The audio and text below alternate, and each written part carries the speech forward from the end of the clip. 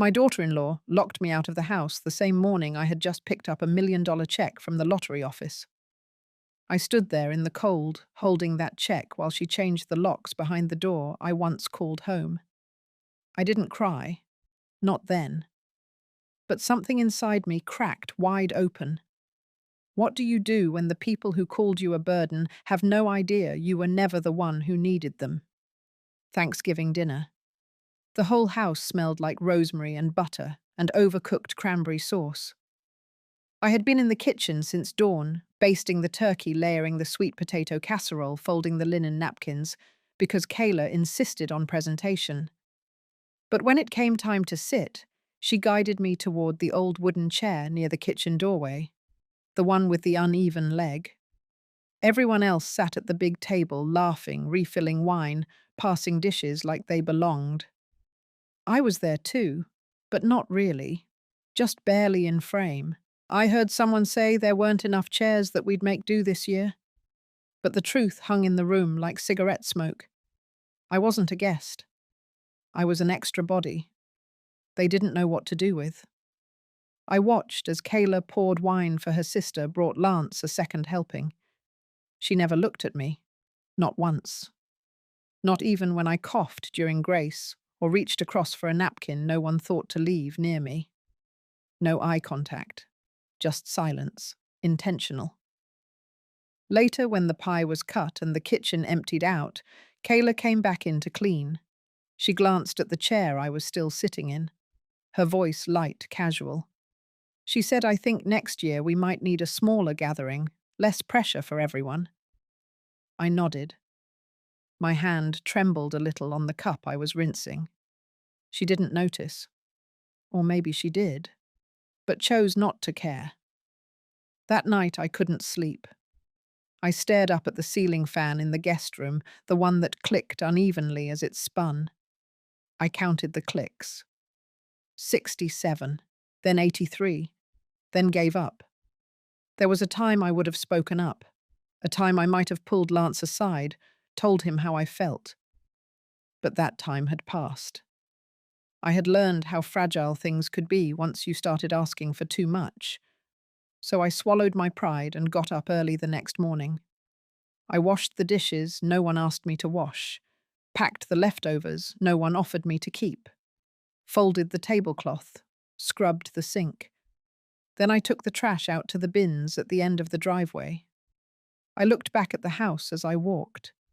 The window lights were still off, everyone asleep, and it hit me like a quiet punch. That wasn't my home anymore. Maybe it hadn't been for a while. Maybe I'd been holding on to an idea, not a place. If you've ever found yourself invisible in your own family, I hope you know this. It's not weakness to walk away. Sometimes it takes more strength to step back than to keep pretending you're still welcome. Let's see where that strength took me. The Monday after Thanksgiving, I was up before sunrise. My hands smelled like garlic and lemon from marinating chicken thighs, and my knees ached from kneeling to clean under the fridge the night before. Kayla had left a note on the counter that read, "Deep clean pantry," in her looping script. No please, no thank you, just instructions. I tied my apron, not the one with flowers.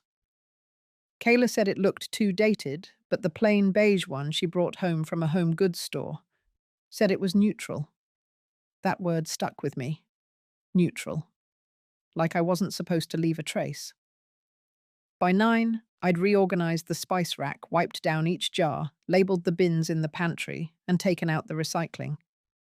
I was rinsing the last baking sheet when I accidentally touched the edge of a pan that had come straight out of the oven.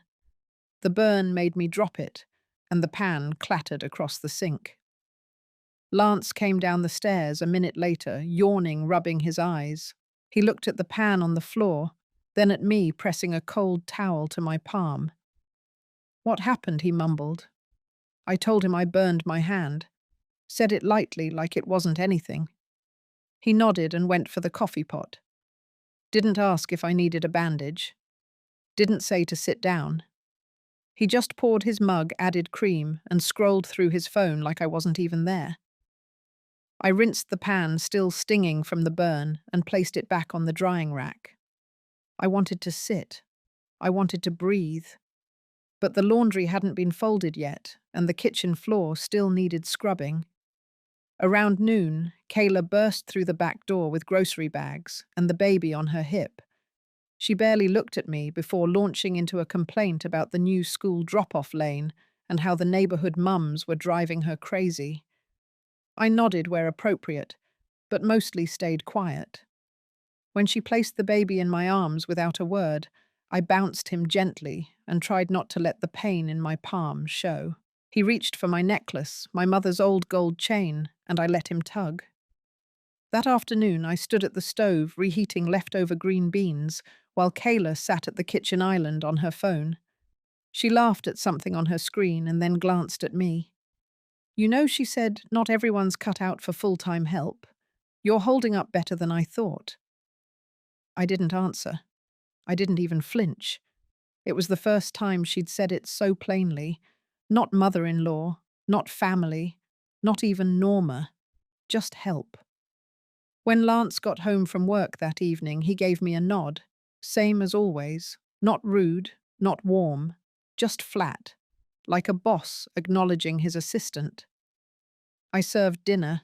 I cleaned up. I took the baby while they went upstairs. That night alone in the guest room, I looked at the calluses on my fingers and the red line across my palm where the burn was beginning to blister. I thought about how quietly a person can be erased without a single cruel word spoken. And I wondered when exactly I stopped being a person and became a convenience. I pulled the blanket tighter around my shoulders. Then I closed my eyes and decided for the first time in a long time not to do anything in the morning. Not unless I wanted to. And I didn't. Not anymore. It was a Wednesday morning when I noticed the blinking light in the kitchen ceiling. At first I thought it was the smoke detector, but it blinked in a rhythm that didn't make sense. Slow. Pause. Fast. Pause. I stood on a chair to look closer. A small circular lens sat just above the pantry door. New. Clean. Tucked neatly into the crown molding. I hadn't seen it before, and I had wiped those cabinets last week. I didn't say anything. Instead, I stood there a moment staring at it. My reflection was caught in the glass dome, distorted and small. Then I climbed down, fixed the chair, and swept the kitchen floor like I hadn't seen a thing. That afternoon, Kayla came home early. She was in a good mood, carrying 2 iced coffees and a shopping bag from a boutique downtown. She handed me a cup, then leaned against the counter. "Thought I'd treat us," she said. Her smile polished. I nodded, took a sip, and thanked her. She gestured toward the living room. "I've been reading about safety lately, elder monitoring. You know, making sure everyone's okay, even when you're not in the room." I kept my expression still. She talked about other women in her office who had installed full home systems for their in-laws. "It's the future," she said. "Smart homes, smart caregiving." That night, when everyone was asleep, I stood in the dark kitchen and looked directly at the camera. I held my stare longer than I meant to. The next morning, I tested a theory. I poured a second cup of coffee and left it out. I let the toast sit too long. I forgot to replace the paper towel roll. By lunchtime, Kayla asked if everything was all right, said I seemed off.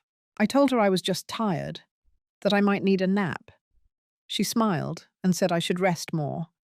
Then she added that the insurance paperwork would be arriving soon. She had found a policy that covered long-term care planning just in case.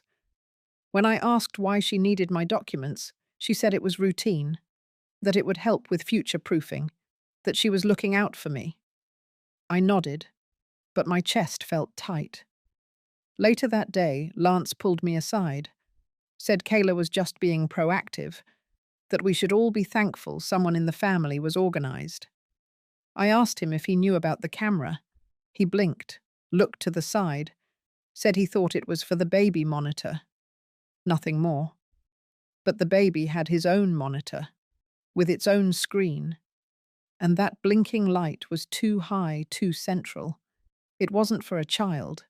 It was for someone they thought might forget, or fall, or wander, someone they didn't trust. Me. That evening I sat on the back porch and stared at the sky. The air was cool, and the neighborhood was quiet except for the hum of distant traffic. I thought about all the meals I'd cooked, the diapers I'd changed, the appointments I'd driven Kayla to when she was still pregnant. And now I was the risk. Not the grandmother, not the helper, just someone to monitor, to control, to quietly move out of the way. I didn't cry. I'd done enough of that years ago. Instead, I started making lists in my head. Who I still knew, what I still had, what I had kept in my name. I thought about the bank envelope in my coat pocket, the one I had picked up a week ago from the lottery office. Still sealed. They hadn't asked about it. They hadn't noticed when I left that morning or when I returned late. They thought I was invisible. And maybe that was the one thing working in my favor. They didn't know I was still paying attention. That Friday morning, a manila folder appeared on the kitchen counter. It wasn't there the night before, and no one mentioned it. But the way it sat, just slightly askew beside the fruit bowl, told me it was meant to be noticed. Kayla was upstairs getting the baby ready. Lance had already left for work. I walked past the folder twice before I finally picked it up. Inside was a neatly clipped stack of papers. Medical authorization forms, long-term care disclosure, durable power of attorney. All pre-filled, my name typed in every field. There was a yellow sticky note on top, in Kayla's handwriting. It read, "Just need your signature when you have a moment. No greeting, no explanation, just that." I stared at the paper that said I was consenting to be managed, that I was agreeing to give them authority over my medical decisions, my finances, my care. I put it back in the folder, closed it quietly, and placed it exactly where I found it. When Kayla came downstairs, she smiled and opened the fridge. "Let me know if you get a chance to review those," she said casually. "It's just routine. Paperwork for future planning. We don't want to wait until something happens." I nodded. She didn't press. Later that day, when she left for a meeting and the house was quiet, I took the folder again, but this time I scanned each page. I didn't just skim. I read. Every clause, every line. They weren't just preparing. They were transferring control to themselves, without a lawyer, without a witness. One page even listed an account number. It was mine. I recognized the last 4 digits, a small account I used for groceries. Somehow Kayla had found it. I put everything back, hands trembling, and stepped outside for air. The yard was cold. Winter had crept in early this year. I stood under the bare tree near the back fence, watching the wind blow through the dry grass. And then I remembered something. 2 years earlier, when I refinanced my old house before selling it, I had spoken with a woman named Rachel. She was a notary and estate consultant who had helped me consolidate things after my husband passed. She gave me her card, said I should call her if I ever needed help protecting anything. I still had the card. It was tucked into a cookbook in my suitcase. I kept it not because I planned to use it, but because something about Rachel felt solid, real. That night, after everyone went to bed, I locked the guest room door. I pulled out the card. It had a slight bend in one corner. Her number was still the same. The next morning, I waited until Kayla left to take the baby to music class. I told her I was feeling tired and would stay home. As soon as the garage door closed, I dialed. Rachel answered after 2 rings. Her voice was calm, steady. I told her everything. About the folder, about the camera, about the pressure, about the documents. She didn't react, didn't interrupt, just listened. Then she said one sentence that stayed with me. "You haven't signed anything. That means you still hold all the power." For the first time in weeks, I exhaled fully. Rachel agreed to meet me the next day. She said we'd go through everything quietly. No confrontations, no drama, just steps, legal ones. I thanked her, then hung up and returned the folder to its place. That afternoon, Kayla asked again if I'd had a chance to sign. I told her I was still thinking, that I didn't want to rush. She smiled politely, but there was a flicker in her eyes. A pause, just long enough for me to notice. She was keeping score, and now so was I. I chose the library parking lot on purpose, not because I needed books, but because it was neutral quiet, and just far enough from Kayla's neighborhood that no one would recognize me. Rachel pulled up exactly on time. She stepped out of her car in a long coat and low heels, holding a leather folder that matched her bag. She looked like she belonged in a courtroom. Steady, calm, practical. I needed that. We sat in her car, doors closed. I handed her the copied documents I had secretly made early that morning before Kayla woke up. She flipped through each page with a pen in hand, but didn't mark anything. She just nodded slowly. When she reached the power of attorney draft, she paused longer. Her brow tightened just slightly. This, she said, was not created with your interest at the center. She didn't need to explain further. I already knew. But hearing it out loud settled something in me. A kind of tired truth. She then asked what I wanted. Not what I feared, not what I hoped might change, just what I wanted. I told her I didn't want revenge. I didn't want drama. I just wanted control of my own life. And privacy. And peace. She smiled and said that was absolutely possible. She showed me a short list. Actions I could take quietly. One by one. Things that would not trigger suspicion. Things that would leave a paper trail in my favor. First, freeze all accounts in my name, no matter how small. She helped me call my bank, put alerts in place, set up new digital access codes. It took less than 15 minutes. Second, draft my own medical directives with her as witness and temporary custodian. I signed everything in the back seat of her car under the soft rattle of winter branches above us. Third, start a record. A private one. A handwritten logbook that listed every unusual comment financial request camera installed document left for me without explanation. She told me to keep it dated, consistent, and stored in my coat pocket. She also gave me a small audio recorder, thin, no larger than a pen. Legal in our state, she said, as long as one party knew. She didn't encourage me to use it recklessly, just for safety. When we finished, I felt both exhausted and oddly clean. Like someone had helped me rinse off a film I hadn't realized was covering me. As we stepped out into the chilly afternoon light, Rachel rested her hand on my arm. "You are not powerless," she said, "even if they want you to feel that way." I nodded. Then I drove back slowly. I took a different route home. Passing my old neighborhood, I glanced at the house I used to own. Someone had painted the shutters blue. A tire swing hung from the tree out front. By the time I reached Kayla's driveway, the sun had lowered behind the trees. I sat in the car for a few seconds watching the house. I noticed the curtains shift upstairs. She had been watching too. Inside, dinner was already in progress. Kayla greeted me with that same polished smile. Lance barely looked up from his plate. As I sat down, I caught my reflection in the glass of the microwave door. Same woman, same sweater, same seat at the far end of the table. But something had changed. Inside, I had shifted. They didn't know it yet. But I had stepped off their path. And quietly, I had begun to build my own. By the next week, the house felt colder, even though the thermostat stayed the same.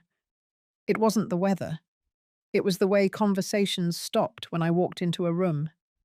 The way Kayla began shutting doors when she took phone calls.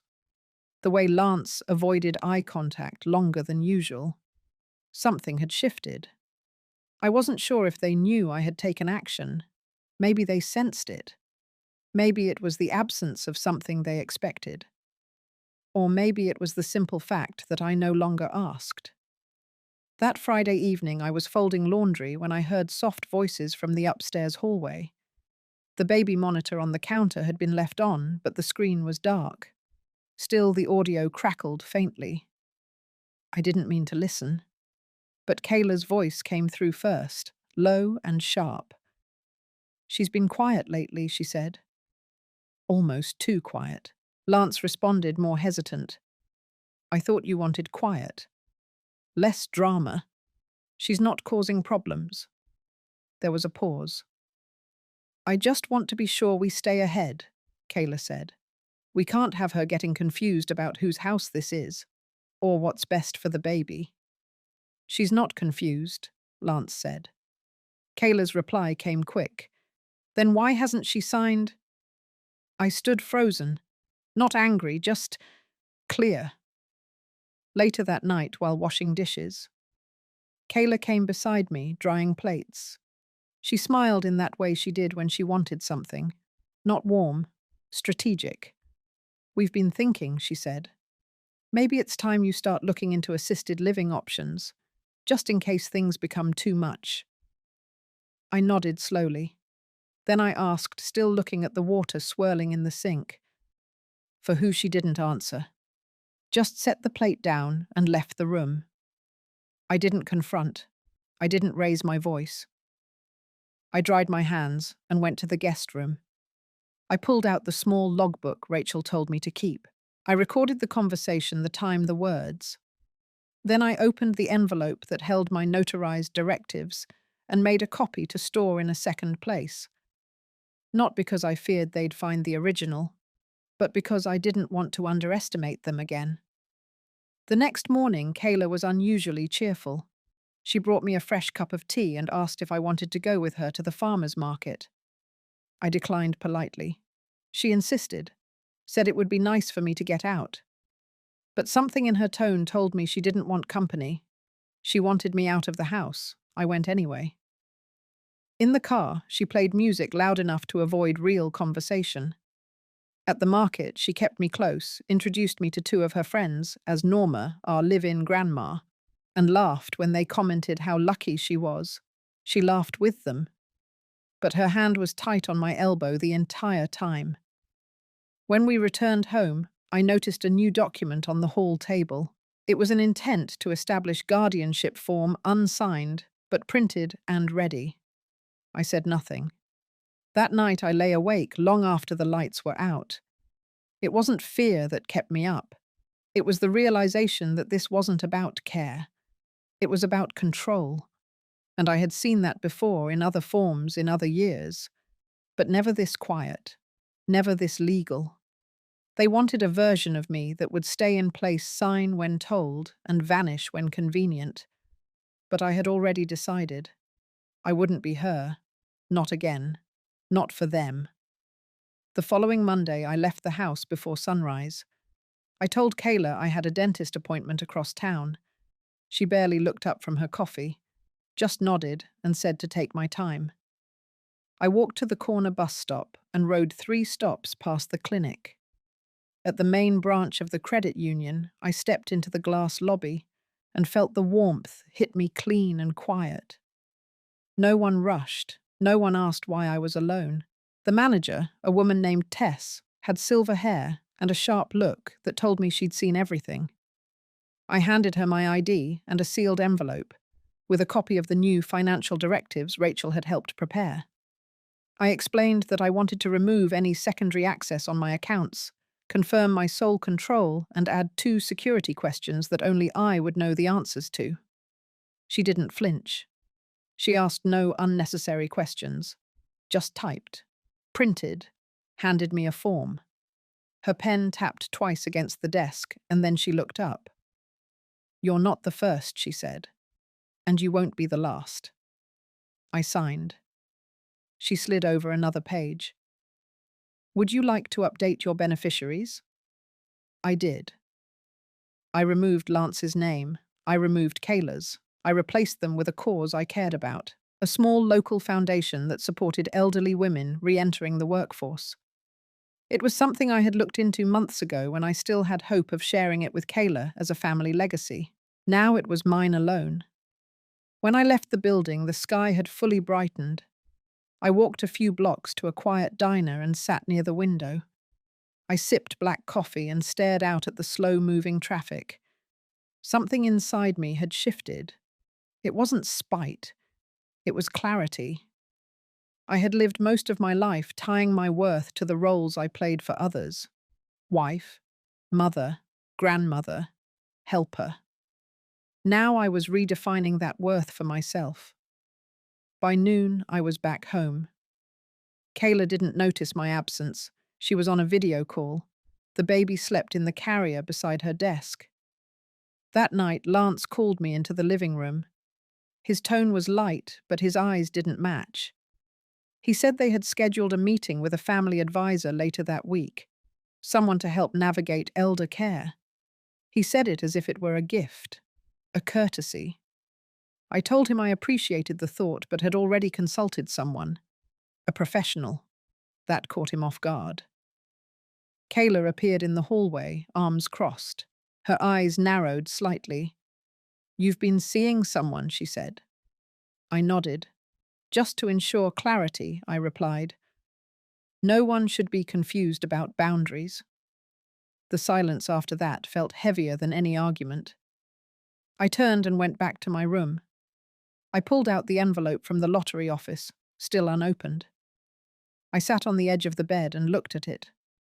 I had waited because I wanted to know I could act on my own before knowing how much power I truly held. But tonight I didn't open it either. I didn't need it to prove anything. Not yet. That evening I logged each moment into my notebook. The phrasing Lance used, the expression on Kayla's face, the exact time and setting. Then I tucked the book away and exhaled. They were planning, watching, hoping I'd stay where they put me. But I had moved, and they hadn't noticed just how far. It was a Wednesday evening when Kayla announced there would be a dinner that weekend. Just family, she said. Something simple. She wanted to celebrate the baby's first steps and bring everyone together. She made the announcement while chopping vegetables. Lance sat at the kitchen island, scrolling on his phone. Neither looked at me when she said it, but I could tell it was important. I asked who was coming. Kayla said her parents, her sister and brother-in-law, a few close friends from her old job. She didn't say it, but I knew what she meant. People who mattered. I nodded and offered to help with the food. She paused a beat, then said, "No." She had it all handled. "Just enjoy myself," she added with that smile that never quite reached her eyes. I went upstairs and sat at the small desk by the window. I opened my notebook and wrote 2 words, dinner setup. Over the next few days, the house became a flurry of preparation. Groceries doubled. The baby was dressed up for practice photos in the living room. A cleaning service came through and scrubbed the kitchen twice in one morning. But no one asked what I would wear. No one mentioned a seat for me. On Saturday, I got up early and ironed my slacks, a soft navy sweater. I did my hair slowly, twisting the ends back and pinning them like I used to for church. I looked at myself in the mirror and whispered, "You're still here." Downstairs, the table was already set. White linen, silver flatware name cards, written in calligraphy. There wasn't one for me. I stood there for a long time before Kayla appeared in the hallway. Her eyes flicked to the empty seat at the end of the table, then to my hands folded neatly in front of me. "Oh," she said, tilting her head slightly, "we just thought you might prefer to rest. The baby's been a lot lately." I didn't answer. She added, "There's a plate for you in the kitchen." I turned and walked back to the guest room. I didn't cry. I didn't break anything. I sat on the edge of the bed and waited. Not for an apology. I knew none would come. Instead, I waited for the moment. Around 7:30, I heard glasses clinking and laughter rising from the dining room, the sound of forks against porcelain polite conversation floating beneath soft music. I walked down the hallway slowly, notebook in one pocket, pen in the other. In the entryway, I paused, took a breath. Then I walked past the dining room without looking into the kitchen and straight to the garage. I opened the side cabinet and pulled out the sealed manila envelope I had hidden behind the emergency flashlights. The lottery check. I hadn't touched it since I brought it home. I peeled it open now, steady hands, clear breath. $986,000, still folded perfectly, still mine. That night I didn't eat the kitchen plate. I sat outside on the back porch with a blanket and a cup of tea, watching stars emerge behind the bare trees. Inside the house, they toasted without me. But I wasn't grieving that anymore. I was planning. Rachel and I had a meeting Monday morning. A real estate broker would be there. We were going to talk about options, about exits, about beginnings. They had their dinner, but I still had my seat. And it was going somewhere they'd never planned. Monday morning came with a thin frost on the car windows and silence in the kitchen. Kayla had already left for work, and Lance was upstairs with the baby. I stood in front of the mirror for a long time, making sure my coat was pressed scarf folded neatly. I didn't wear makeup often anymore, but I dabbed on a bit of color, just enough to make my eyes feel awake. I took the manila envelope with the check and placed it carefully into my tote. Then I pulled out a second envelope, this one thinner. Inside it was a single typed page folded once. That was the letter. Not a goodbye, not an explanation, just a clear outline of decisions made, financial boundaries, legal confirmations. A gentle but firm reminder of what I had chosen, and a line at the bottom that said, "I will no longer be residing here as of today." I left it on the hallway table, right next to the framed photo of Lance holding the baby. At 9:00 a.m., Rachel met me outside the cafe near the courthouse. She was already seated, 2 cups of tea steaming between us. She didn't say anything at first, just handed me a folder. Inside was everything: a finalized transfer of funds, a new mailing address, a notarized lease for a furnished apartment just outside of town, clean, small, with a garden and wide windows, and the paperwork for the foundation I had asked about. She smiled when I opened that part. "You'll be the founding sponsor," she said. "We've already drafted the mission statement, supporting women over 60 who want to re-enter the workforce or start their own ventures." My name was printed right at the top. That afternoon, I picked up the keys. The apartment wasn't much. 1 bedroom, simple kitchen, a small reading nook with a bay window. But it was mine. The next day, I returned to Kayla and Lance's house to collect the rest of my things. I didn't ring the bell. I still had my copy of the key. When I walked in, the letter was still there on the table, untouched. But the photo beside it was gone. I gathered my belongings quietly. Mostly books, a few scarves. My sewing kit, some framed photographs from years past. I left the guest room exactly as I had found it.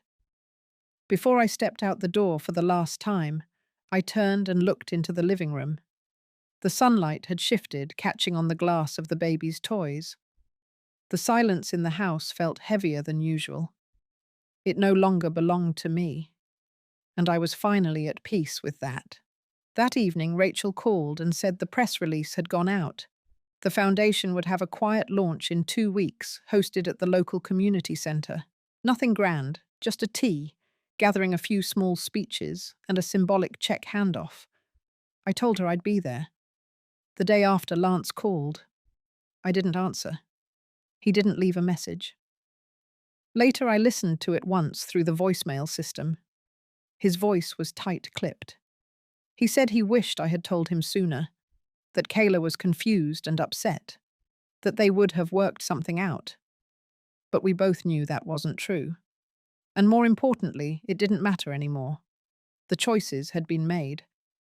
The silence between us now felt cleaner than the words we had exchanged in months. I sat by the window of my new place, watching the sun slip down behind the hill. Tea in hand check framed on the wall behind me. Not to flaunt, but to remember. Where I had been, and how far I had quietly come. It took a week before Kayla showed up at my apartment. I saw her through the lace curtain before she rang the bell.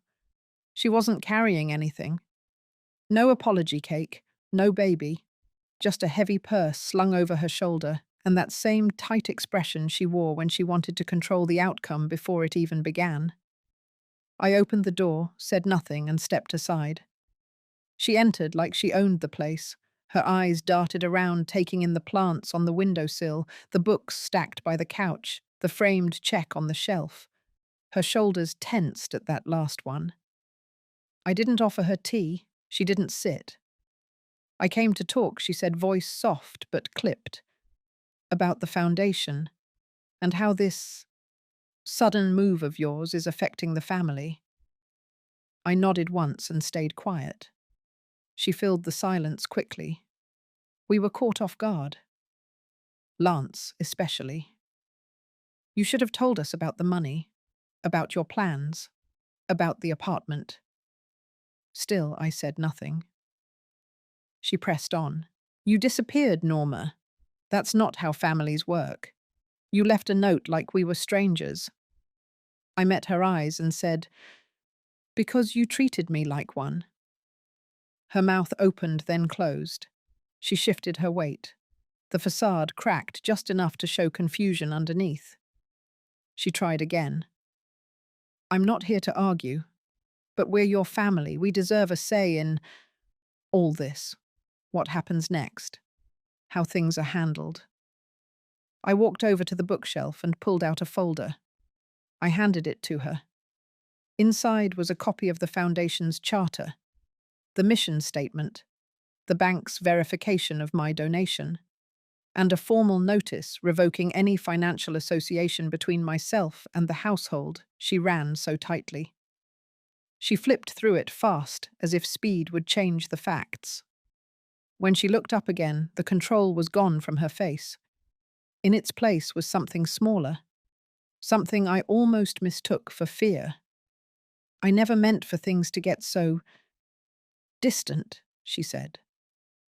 I believed her, but intentions didn't undo patterns. I'm not angry, I told her, but I'm done being managed. She stood in silence for a long moment, then slowly folded the folder closed. Before leaving, she turned at the door. People will talk, she said. I gave a half smile. Let them. She left quietly. The room held her absence for a while. I didn't rush to fill it. I let the stillness settle, the kind that comes when truth has finally been spoken aloud. That evening I took a slow walk around the neighborhood. The trees had begun to bud, early signs of spring trying to push through the last grip of cold. I passed two older women trimming a garden. They waved. I waved back. At home I watered the plants, set out the documents Rachel had prepared for the next phase of the foundation. A scholarship for single grandmothers, a mentoring circle for women over 60, the kind of work I had once dreamed of doing with my family. Now I would do it without them, not to punish, but to live. That night, I sat by the window and watched the apartment complex across the street go dark, window by window. I held the soft edge of the teacup in my hands and felt no weight of regret. Kayla had come to make her last play, but she was too late. The voice in the room now was mine. Clear, steady, uninterrupted, and finally heard. The launch event took place on a Sunday afternoon. No balloons, no press, just a quiet room at the community center with blue padded chairs arranged in a circle and a folding table in the corner where someone had laid out tea cookies and a bowl of lemons. I arrived early. Rachel was already there, smoothing the edge of a poster board with the foundation's name across the top. It looked simple, honest, not flashy or polished, but it carried weight. A few women arrived early. One wore a faded denim jacket and walked with a cane. Another carried a notebook clutched tightly to her chest. Each of them paused at the door before entering, as if they weren't sure this space really included them. It did. One by one, the chairs filled. There was no microphone, no big speech, just me. I stood and spoke about beginnings, about being overlooked, about how it feels to disappear inside your own family and forget what your name sounds like when you say it for yourself. I didn't name names. I didn't recount the check or the apartment or Kayla. I talked about dignity, about how some choices can only be made once you stop asking for permission to be seen. When I sat down, there was no applause, just nods, soft exhales, a few quiet tears from women who had been waiting a long time to feel that someone else understood. Afterward, one woman came up to me. Her hands were rough and warm. She said, "I thought I came here for information, but maybe I came here to remember myself." That night, I sat in my new apartment with the sliding door open to let in the early spring air. The check was still on the shelf, but it felt less important now. I thought about Lance. He hadn't called again. I thought about Kayla. I doubted she had told him everything. I thought about the baby, about whether one day he'd wonder where the woman from the guest room had gone, and whether he'd ever learn what she built after leaving. But I didn't linger there. Instead, I made a cup of tea, wrote notes from the meeting, logged the women's names, their needs, their ideas. We would start small, resume writing workshops, legal aid referrals, a potluck once a month. It wasn't grand, but it was real, and it was mine. Outside, a dog barked in the distance. The street lamp flickered on. Somewhere nearby, someone laughed loud and unrestrained. I didn't feel lonely. For the first time in years, I felt surrounded by something solid. Not people who needed me as a placeholder, but people who saw me whole. And when I went to bed that night, I slept through until morning. No dreams of empty chairs, no echo of doors closing, only quiet. And a growing sense that maybe, just maybe, this life was finally mine to shape. Spring deepened. The days grew longer, softer. My garden boxes started showing green tips where I planted lavender and basil. The air carried that kind of promise only early April can hold, quiet but full. The foundation was growing. Two more women joined the circle. One had just left her daughter's house after years of being treated like a burden. Another had walked out of a long, silent marriage with nothing but a suitcase and her name. We sat around the same blue chairs, shared tea, shared silence. Sometimes laughter, too. I didn't need to lead. I just needed to listen. And in listening, I found pieces of myself I didn't know had been missing. One afternoon, I received a small envelope in the mail. No return address. Inside was a picture of the baby, a year old now, standing unsteadily, smiling with all his teeth. I touched the corner of the photograph. My name wasn't written anywhere, but I knew who had sent it. I didn't cry. I didn't call. I placed the photo inside a book of pressed flowers and let it be what it was. A thread. Fragile. Uncertain. But maybe still connected. I no longer lived in the past. I didn't carry resentment like luggage. But I remembered. And I chose each day to let that remembering guide me toward peace. Not revenge, not silence either. Just the kind of clarity that comes from walking away with your name still intact. Every morning I opened the window, let the air in, listened for the world beyond the life I left. And I never looked back with regret. Only with the quiet strength of someone who finally stood up not for a fight, but for herself. If you've ever felt invisible in your own family, or like your worth was decided by someone else, this story might have echoed something inside you. Leave a comment if you've walked a similar path. And if you're still in the middle of your own silence, I hope you know that peace doesn't always come from being heard. Sometimes it begins the moment you hear yourself.